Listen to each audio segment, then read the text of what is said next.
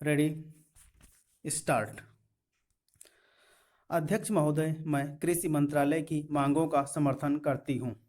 इसके साथ ही मैं यह भी कहना चाहती हूं कि सदन के सदस्यों को बोलने में बहुत कठिनाई होती है।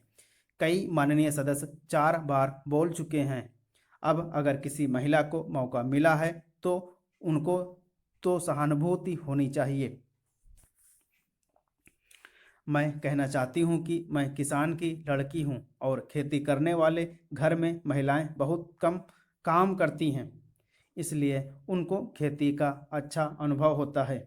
हमारे देश में कम से कम वही होना चाहिए। कम खेती करने वाले घरों में महिलाएं ज़्यादा काम करती हैं, उनको हर सुविधा होनी चाहिए। हमारे मध्य प्रदेश में इस वर्ष पानी बहुत कम बरसा है। वर्षा बहुत कम हुई है। वर्षा कम होने की वजह से फसल बहुत कम हुई है। इसलिए मेरी प्रार्थना है कि किसानों का इस वर्ष का लगान माफ़ कर दिया जाना चाहिए। उनसे इस वर्ष लगान बिल्कुल नहीं लिया जाना चाहिए। वहाँ पर किसान ने अगर 5 मन बीज डाला था तो मुश्किल से 10 मन गेहूं ही हुआ होगा। किसान रो रहे हैं, उनको कोई सुविधा नहीं है, इसलिए उनका इस वर्ष का लगान माफ़ कर दिया जाना चाहिए। आपको चाहिए कि आप गेहूं की कीमत निर्धारित कर दें। किसान की खलिहान में जब गल्ला आता है तो उसको जब वह बाजार में ले जाता है तो वहां पर व्यापारी लोग उसको कम कीमत पर खरीद लेते हैं और खरीद कर अपने घर भर लेते हैं।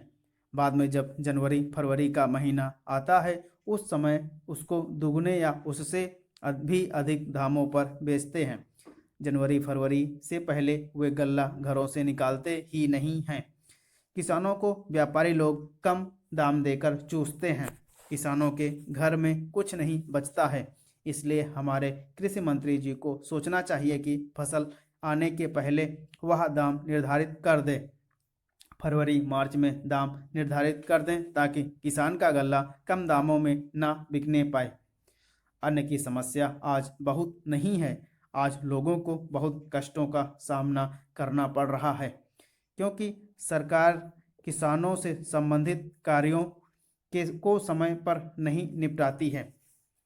समय रहते किसान की उन्नति और खेती के सुंदर विकास के संबंध में मैंने बहुत सी बातें की हैं। अध्यक्ष महोदय, राजस्थान में जनता को बड़ी कठिनाई है। वहाँ सूखा पड़ा हुआ है, मवेशी मर रहे हैं। ऐसे जो स्थान हैं वहाँ आपको कदम उठाने चाहिए। वहाँ लोगों को तथा मवेशियों को खाने के लिए देना चाहिए, उनकी सहायता करनी चाहिए। अगर आपने शहरों का ही ध्यान रखा और देहातों की समस्या व किसान की समस्या को हल नहीं किया तो भविष्य में बड़ा संकट पैदा हो सकता है। जब मैं अपने क्षेत्र में कार्य करने के लिए जाती हूँ तो जिन लोगों ने वोट दिया होता है और जिन्होंने नहीं भी दिया होता है वे भी शिकायत करते हैं कि जब वोट का समय आता है तब तो आप कहती हैं कि लगान माफ़ होगा, गल्ला सस्ता होगा, गाय भैंस के लिए घास का प्रबंध होगा, लेकिन हो तो कुछ भी नहीं रहा है। अंग्रेजों से जब हमने राज प्राप्त किया था उस समय नारा लगाते थे कि लगान माफ़ होगा, नहरें खोदी जाएंगी, गाय भैंस के लिए घास का इंतजाम किया जाएगा, लेकिन कुछ नहीं हुआ। लगान भी दुगना बढ़ गया है। इस जनता में इन सब बातों को लेकर बड़ा असंतोष है।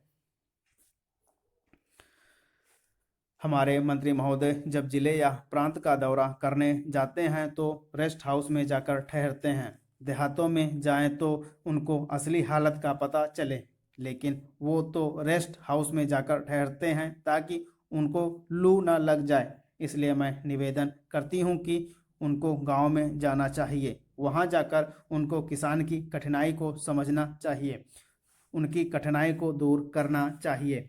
किसान इस समय बड़े भयभीत हैं। उनकी तरफ बहुत सा रुपया पड़ा हुआ है, तकावी का, बीज का, लगान का, बैल का इत्यादि। कलेक्टर या तहसीलदार को उनको आज बहुत परेशान कर रहे हैं।